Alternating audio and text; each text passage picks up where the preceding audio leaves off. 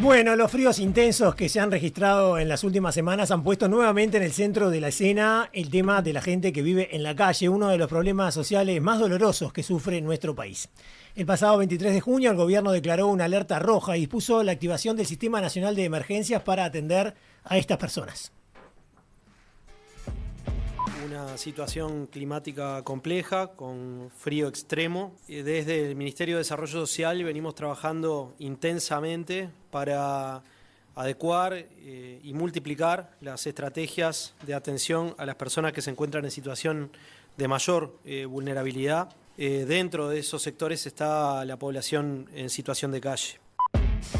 Con participación de múltiples ministerios y organismos se puso en marcha un operativo que incluía además la evacuación de toda la población en situación de calle. El ministro de Desarrollo Social, Gonzalo Sibila, a quien recién escuchábamos, indicó también que la internación involuntaria no es suficiente en el actual contexto y explicó que se necesitan otras herramientas para enfrentar el invierno más crudo. Entendemos que, dada la situación climática, más allá de las condiciones específicas de salud de cada persona, se requiere tomar medidas y por eso estamos apelando a este nuevo nivel, que no es la internación involuntaria por razones de salud, sino que es una evacuación obligatoria que, como ha sido planteado recién, se va a pasar a aplicar a partir del día de la fecha, hasta que las circunstancias que dan origen a esta alerta cesen. Ese es el cambio. La herramienta que tenemos disponible no es suficiente para atender esta situación. Esa herramienta se está usando, pero necesitamos apelar a otros recursos. Entendemos que, dada la situación climática, más allá de las condiciones específicas de salud de cada persona... Como era de esperar, todo esto trajo repercusiones político-partidarias y varios dirigentes de la oposición criticaron al gobierno acusándolo de actuar tarde y mal. En este contexto, el ministro compareció el martes ante el Parlamento. Los discursos posteriores a esa instancia no cambiaron demasiado en relación a lo que ya veníamos escuchando en los últimos días. La diputada convocante, la nacionalista Fernanda Auersperg, dijo que el gobierno reaccionó tarde y que era el MIDES el que debía hacerse cargo del problema y no el SINAE. Mientras tanto, Sibila informó que actualmente el MIDES atiende a unas 2.800 personas en todo el país a través de refugios de 24 horas, centros nocturnos y centros de evacuación habilitados en el marco de la alerta roja, números muy superiores, según dijo, a los del año pasado. Pero más allá de estas cifras puntuales y de los chisporroteos partidarios, la idea de hoy es analizar el tema desde otro lugar y hacernos otro tipo de preguntas. ¿Por qué en los últimos años han crecido sustancialmente las personas que viven en la calle? ¿Por qué pasó de ser un fenómeno más bien metropolitano a ser un fenómeno país? ¿La población que vive en la calle es tan homogénea como pensamos? ¿En cuánto influyen las adicciones y la salud mental? ¿Es un problema solo del invierno? ¿La alerta no debería ser todo el año? ¿Qué actitud tenemos o deberíamos tener el resto de los ciudadanos ante este tema? Para responder estas y otras preguntas es que recibimos hoy a Sebastián Aguiar, doctor en Sociología, docente e investigador, especializado en Sociología Urbana e integrante del núcleo interdisciplinario sobre personas en situación de calle. Sebastián, bienvenido y gracias por compartir este ratito con nosotros. Hola, ¿cómo están? Un gusto estar acá. Bueno, ¿estuvo bien la presentación? Bárbara. La presentación estuvo bien, muy bien. Bueno, el último censo de personas en situación de calle habla de 3.500 personas. Estamos hablando del año 2023, con una clara tendencia al alza, sobre todo en Montevideo. ¿Cuáles son los factores que asociás a ese incremento que es muy potente? Y si hablamos del censo del 2011 es todavía mucho mayor el incremento, ¿no? Sí, es un incremento sostenido desde hace más de 20 años que tiene varias causas. Estos son fenómenos obvio complejos donde las respuestas no son sencillas. Evidentemente, por ejemplo, y por empezar por algún lado, se podría arrancar de otros ángulos, el aumento del punitivismo, o sea, del encarcelamiento, del castigo con prisión para un conjunto de delitos que se ha agravado en su duración, es un fenómeno que contribuye a que tiene como esta resaca, este backlash, este efecto secundario, de que entre más personas y también salgan más personas y salen personas con vínculos rotos, salen personas que han visto y vivido situaciones muy complejas, de las que conocemos algunas, que salen en los medios de comunicación, y ahí entonces, como efecto secundario, por así decirle, del punitivismo, es una de las causas. Uh-huh. Todos hemos visto también en estos años cómo la temática de la salud mental, agravada por la pandemia, pero como si fuera un fenómeno de época internacional, tiene también consecuencias en gran parte de la población. Y bueno, en los casos de personas con menos protección, de personas con más situaciones de pobreza, esto también se nota con mayor radicalidad y muchas veces deriva en la ruptura de vínculos, en la pérdida de ingresos, de trabajo, pero estos temas, la cárcel, la salud mental, son asuntos conocidos y bueno, y sobre los que está bien abundar, pero corremos el riesgo como de estigmatizar, me explico, de ponerle un rostro al asunto que no lo tiene del todo. Ajá. Porque todos sabemos el enorme problema que tiene Uruguay con el acceso a viviendas dignas y razonables. Sabemos que es carísimo alquilar, que es casi imposible comprar, que la herencia es el principal modo por el cual la gente tiene propiedades. Entonces, si acceder a una vivienda es tan difícil, esto tiene evidentemente como consecuencia también un crecimiento de las personas que no pueden tener un espacio razonable donde vivir. Hasta hace un tiempo los asentamientos irregulares eran lugares donde cuando una familia en condiciones de exclusión o de pobreza fuerte, bueno, crecía, bueno, las personas podían encontrar allí un lugar donde un techo. Sí, algo cercano a un techo, ¿no? Claro, vamos a decirlo así, sí. Porque son 200.000 personas que tienen eso, como decís, Santi, algo cercano a un techo, que es una... Bueno, en fin, ni quiero abundar porque nos podemos ir a otro temazo para otro día, que es este de los asentamientos, que merece pensarse nuevamente también. Entonces, los problemas de vivienda. Agreguemos a esto también, también hemos escuchado todos, ¿no? Los cientos de miles, las 500.000 personas que viven en hogares donde se ganan menos de 25.000 pesos por mes, ¿no? Esto es, bueno, no lo formulé todo correcto, son personas que ganan menos de 25.000 pesos en hogares, ¿no? Entonces, esto también tiene a mediano plazo una consecuencia, un riesgo.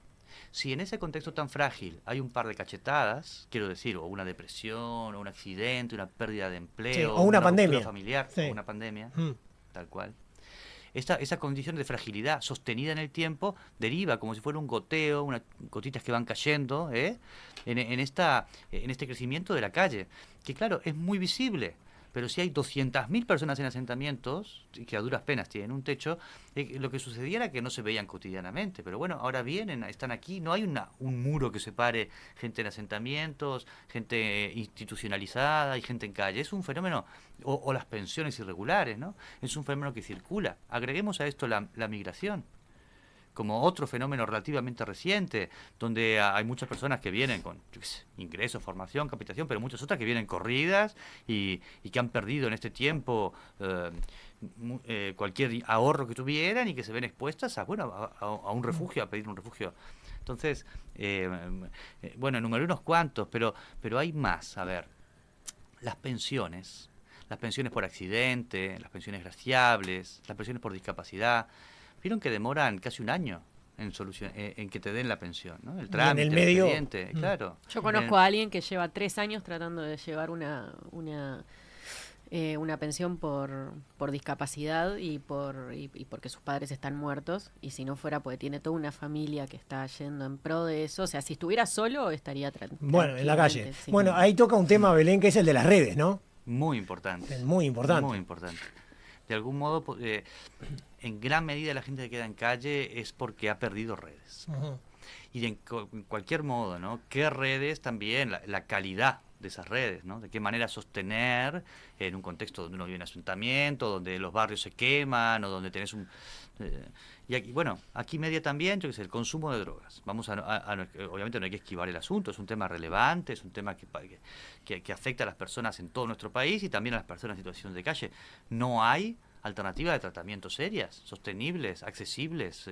Las personas, se habla de internación compulsiva, pero no existe internación voluntaria, no hay una manera de ser atendido rápidamente si uno tiene ganas de salir de ese círculo, ese circuito. Entonces, estos fenómenos, bueno, a una persona que viva con ingresos suficientes, con herencias suficientes, quizás no le afecta tanto, no cae en calle, pero muchas otras sí. Entonces, eso también es un fenómeno como de época, ¿no? Entonces, creo que, está totalmente estudiado, que la situación de calle es resultado de un montón de caminos distintos que tienen estos elementos que les iba contando. Sí, hay un tema que te quería plantear, que ya en la introducción yo también lo planteaba, y es que durante mucho tiempo, durante muchos años, era un fenómeno urbano. urbano, ¿no? O metropolitano, mejor dicho, no urbano, metropolitano. En el interior no se veía tanto. Sin embargo, en la última campaña electoral, los diferentes políticos que recorrían las diferentes ciudades del interior decían justamente que la gente le planteaba ese problema, ¿no? Que había una cantidad de gente viviendo en la calle o durmiendo en la calle. ¿A qué atribuís ese fenómeno que se ha ido, digamos, extendiendo por todo el país y ya no es solamente una cosa de Montevideo y Canelones, digamos? Tal cual.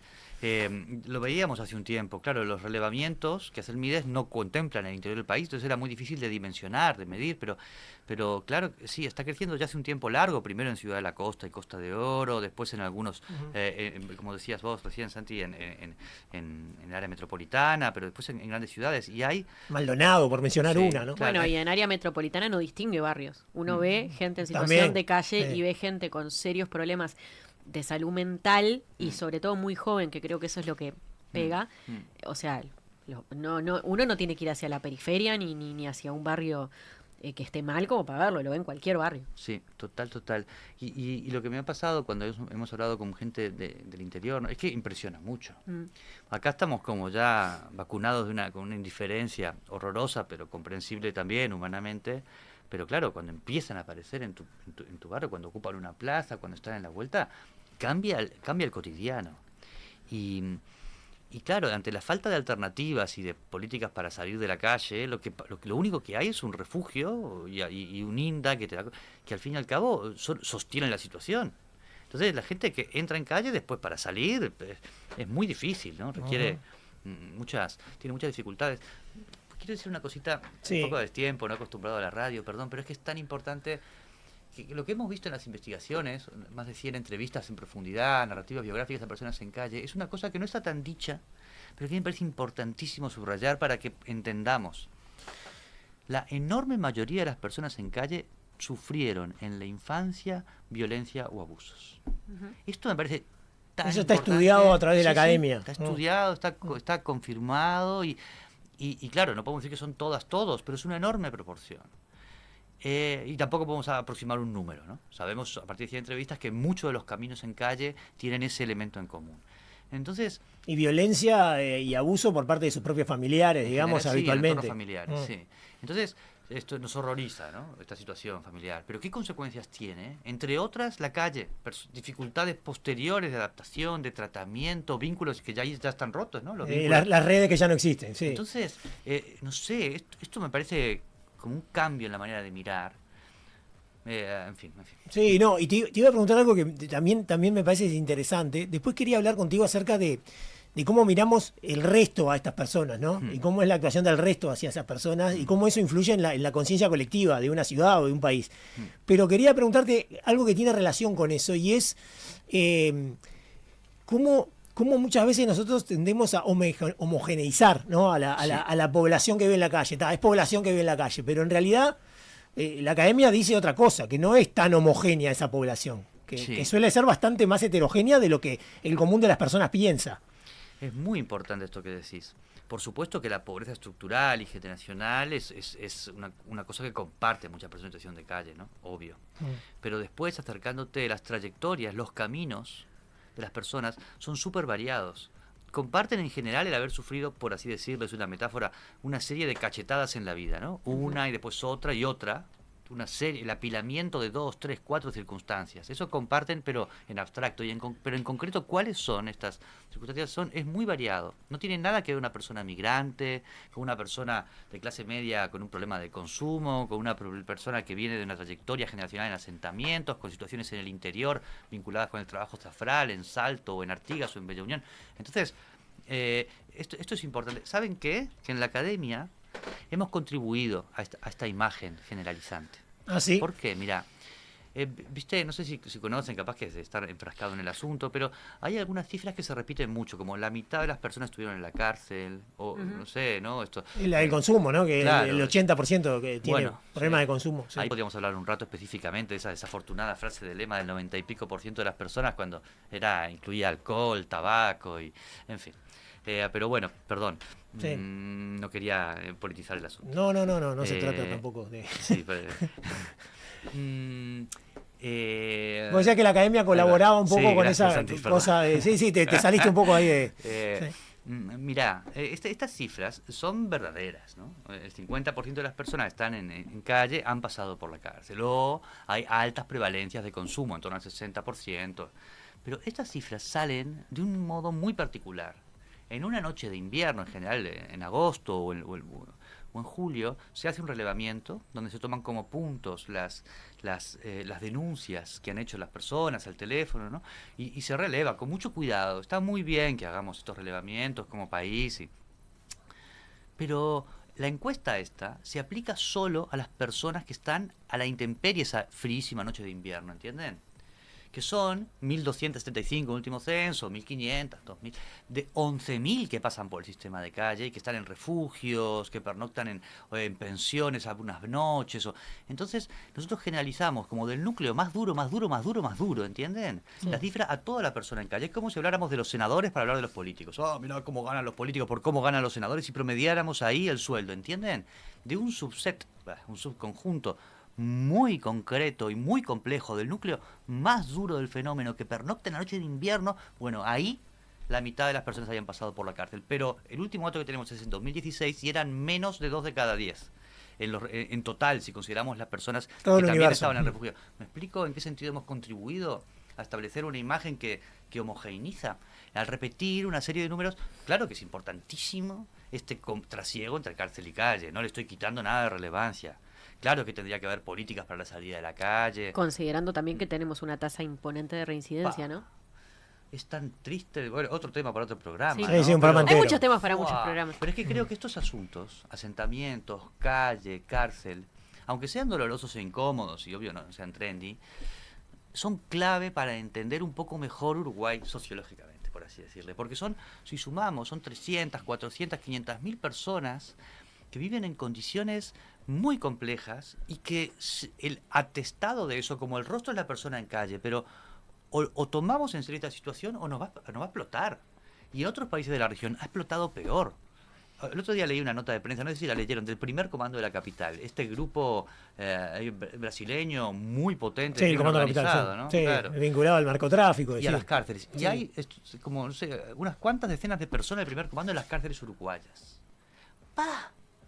Sí. Claro. ¿Dónde termina eso, no? El punitivismo tiene esta consecuencia compleja de ver de medio de mediano plazo, pero claro que en Ecuador les vino como una ola y son bandas de narcotráfico duras, heavy. Acá, bueno, por ahora el backlash, ese reflujo es gente en calle, pero tenemos que lograr mirar este fenómeno de calle, cárcel, asentamiento con más cuidado, con más humanidad y con más, aunque sea como inversión a futuro, ¿no? Para el país. Mira, tenía justamente acá una anotación, una frase que escuché de la subsecretaria de Interior, Gabriela Valverde, que creo que fue acá, no sé si no me equivoco, nada que perder, que dijo que con este ritmo, hablando del punitivismo que vos mencionabas, podríamos terminar el quinquenio con una población carcelaria de 22.000 personas. Tenemos actualmente 17.000, ¿no? Digo esto por lo que estaba diciendo recién. Pero yo te quería preguntar sobre un colectivo que se llama Ni Todo Está Perdido, ¿no? Que fue conformado por personas en situación de calle, mayoritariamente por personas en situación de calle, y surgió en el año 2018 justamente en la Facultad de Ciencias Sociales, ¿no? O en esa órbita, para decirlo de alguna manera. ¿Cuál es la importancia de que existen estos colectivos, ¿no? Porque generalmente somos todos que estamos hablando sobre determinado colectivo, pero no habla ese colectivo. Muy ¿no? bueno. Ellos tienen no sé, salidas a medios, a prensa, un día podríamos invitarlos. Yo he aprendido mucho de escucharles. Porque claro, no hay nadie más experto en la vida en calle, las personas que viven la vida en calle. Y es escuchando, y lograron hacer una voz. Hasta hace poco tiempo, seguro ustedes lo recuerdan, cuando se hablaba de estos temas, hablábamos los técnicos, hablaban los políticos, pero no hablaban las personas. Entonces, que hablen las personas, que pongan de relieve la heterogeneidad, las circunstancias que viven en los refugios, entonces, no sé, es clave. La historia es muy suculenta, ¿no? En facultad, durante un par de años, 2018-2019, empezaron a venir muchas personas en situación de calle, cerca de 80 por día, ¿no? Muchas. A la facultad en iban... la facultad mismo, yo usaba la sala de informática, estaba en el hall calentito en el invierno. Y pasa en otras facultades. Y ellos también iban a pedir cosas, a estar. A buscar laburo en el sala de informática, a tejer, a no tener frío, a calentar agua, a estar, ¿no? A ir al baño, porque podemos hablar un rato de los baños públicos también. Y en facultad se debatió mucho qué hacer, salieron una nota muy sensacionalista, un set muy gracioso de notas en Búsqueda, El Observador, El País, que sobre los mismos hechos sí iban agrandando el fenómeno, es divertido de estudiar eso. Y bueno, y en facultad se debatió mucho y se resolvió una expulsión en el lugar donde más o menos enseñamos a trabajar con estos temas. Y las personas entonces se organizaron para no ser expulsadas ahí. Y así nace el colectivo. De esa manera, no sé, casi inverosímil. Pero desde entonces, decenas de personas han pasado por el colectivo, tienen asambleas periódicas todos los jueves, reuniones semanales, y han desarrollado cosas muy interesantes. Proyectos laborales, proyectos con baños públicos, que hablábamos recién. Más de 40 personas han salido de la calle con ese proyecto. También han conseguido, de una manera que podría contar, es bizarra, pero un par de viviendas colectivas que gestionan, donde viven, y que, bueno, obvio tienen sus problemas de convivencia, porque están bastante hacinadas, dadas las circunstancias que se les impusieron, pero por otro lado es un sistema y que es el mismo que un refugio, lo mismo que un refugio por persona, y que es mucho más cómodo, más digno, más... Entonces, NITEP va como marcando un camino de posibilidades, una voz propia. A mí me parece que es muy importante que exista como colectivo y que puedan organizarse para poner esta voz. Tienen la fecha, el 19 de agosto, se nombró como Día Internacional de las Luchas de las Personas en Situación de Calle, tienen actividades públicas, periódicas, recomiendo chusmearlos. Claro, a uno le gustaría que sus redes fueran más... mejor manejada, ¿no? Pero bueno, ¿qué le vamos a hacer? No es que encuentre un Instagram que está todo lucido y todo bonito para seguirlo, pero bueno. No, pero los encuentra uno fácil a través de las redes, ¿no? Eso ya es muy positivo. Sí, o buscando, uno puede generar entrevistas, a notas que para mí son muy esclarecedoras, muy esclarecedoras. Sí, porque habla de las dificultades que encuentran y de por qué hacen determinadas cuestiones viviendo en la calle, que muchas veces uno que nunca pasó por esa situación no tiene ni idea. En primera persona, ¿no? Sí. Claro. Pongo un ejemplo, bueno, estoy trayendo un enfoque del asunto que no quiero traer, ¿no? Pero bueno, lo vamos a hablar, supongo. Esta reacción lógica de las personas que vivimos en la ciudad, de los vecinos, las vecinas, y que insisten en algunos puntos un poco jorobados, ¿no? Esto de la caca en la puerta, ¿no? No sé cuántas personas le pasó realmente, algunas sí, debe ser es horroroso, ¿no? Y claro, las personas en calle responden, claro, pero no tenemos ningún lugar para ir al baño todo el día.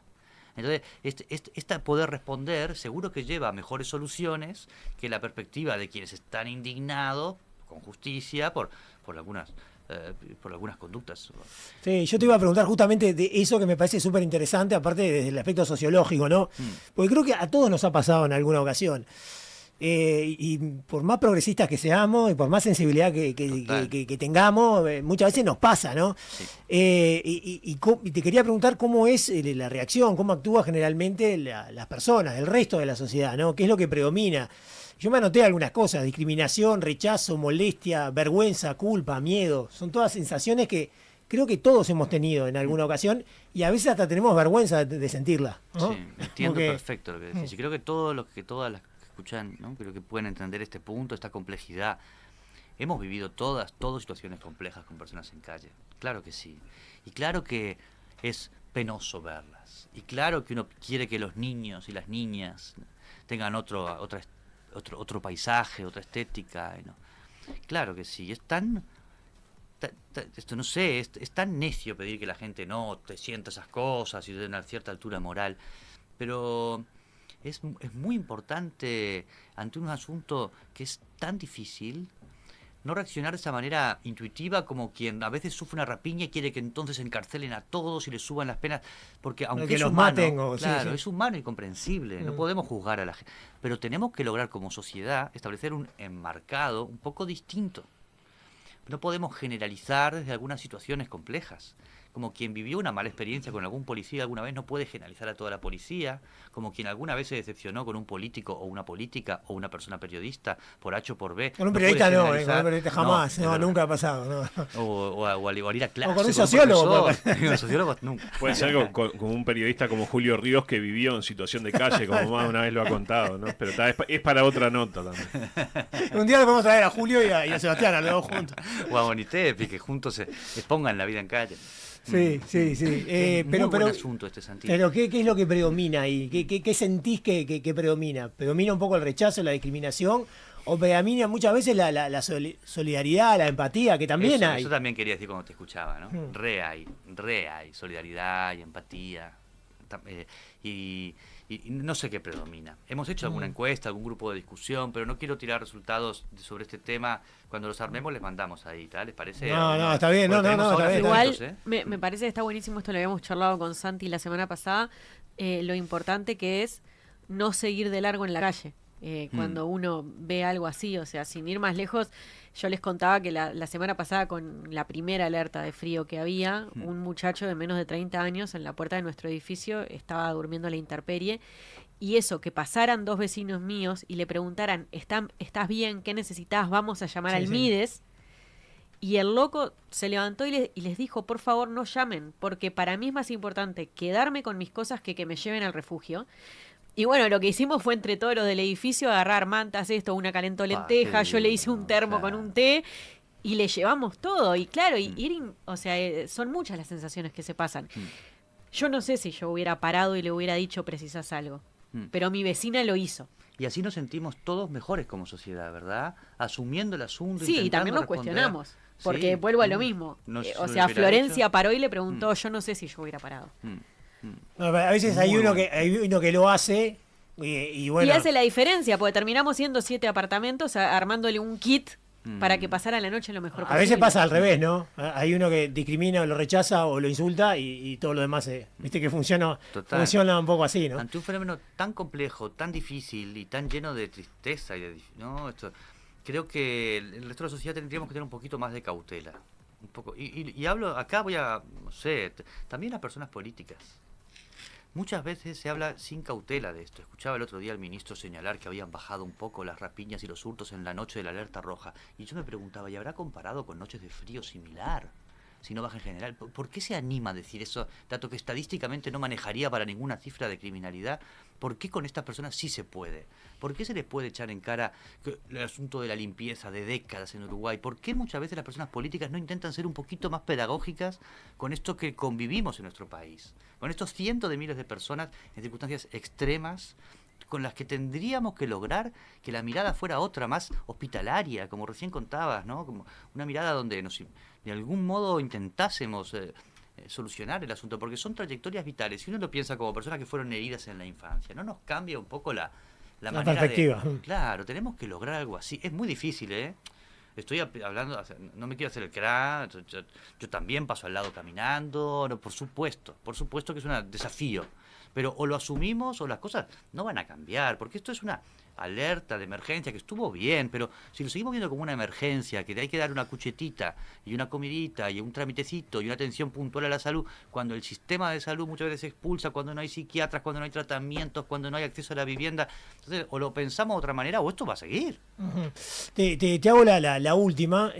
Tengo claro que este no es un problema de Uruguay ni tampoco de Montevideo, sino que es un fenómeno creciente en todas las ciudades del mundo. Estuve mirando datos impresionantes, Nueva York, San Francisco. Hay una que se me está pasando que es impresionante. Y bueno, San Pablo, en Latinoamérica ni que hablar, pero estaba mencionando ciudades de Estados Unidos que uno dice, es Estados Unidos. Y sin embargo, es impresionante. Y no solamente por el tema del fentanilo, ¿no? Eso va más allá del tema del fentanilo, que también colabora. Pero hablando de nosotros, ¿en cuánto puede influir en la conciencia colectiva, en la imagen que tenemos de nosotros mismos, el hecho de que nos acostumbremos a ver gente durmiendo en la calle todo el tiempo, que como vos decías, ¿no? Los niños y las niñas que ven esa escenografía diaria, gente comiendo la basura? El otro día un sociólogo ahí que trabaja en Francia vino y dijo, pero esto afecta a la esencia de Uruguay, la identidad de Uruguay, lo que es Uruguay, un país igualitario, un país donde no se permiten las grandes desigualdades, donde el Estado está presente. Esto verlo diariamente cambia todo, cambia el modo en el que somos, en el que nos vemos, en el que queremos funcionar. Entonces, atenti, porque no nos jugamos solamente, ni más ni menos, que la vida cotidiana de miles de personas. Nos jugamos mucho respecto a cómo nos queremos ver. Recién con el ejemplo que contaban, eso, uno se ve distinto cuando es solidario. La situación se ve de otra manera. No es solo el otro, sino una, quien cambia al abordar el asunto de otra manera. Entonces, creo que acá es muy importante no ceder al cortoplacismo y a la vez que se toman medidas para atender la emergencia, que se intente tomar en serio esto, que son asuntos de la vivienda, de la salud mental, de los consumos problemáticos, que no son solo para la gente en calle, que son para todas y todos, los baños públicos, oportunidades laborales relativamente dignas. Bueno, la arquitectura hostil, que el año pasado fue, digamos que fue un boom mediático también. Sí, Pero sí, fue un sí. boom mediático porque una persona que no estaba en situación de calle se cayó y se mató. Porque si no, nadie se hubiera tampoco preocupado mucho por eso, ¿no? Y ver esas herramientas de tortura en la ciudad, no sé, yo me pregunto también como vos, ¿en qué medida esto nos cambiará como sociedad? Y ojalá podamos abordar el asunto de otra manera y no sé, y no ceder ante el facilismo sensacionalista, que los saquen, que los muevan, que no sé qué, porque eso no soluciona nada, son circuitos truncos, la ley de falta, la atención compulsiva, no hay un lugar atrás, una posibilidad atrás, es mover de aquí para allá, y de aquí para allá y para el interior. Entonces, ojalá se empiece a ver el tema de otra manera. Y en esto, academia, periodismo y también políticas y políticos son clave.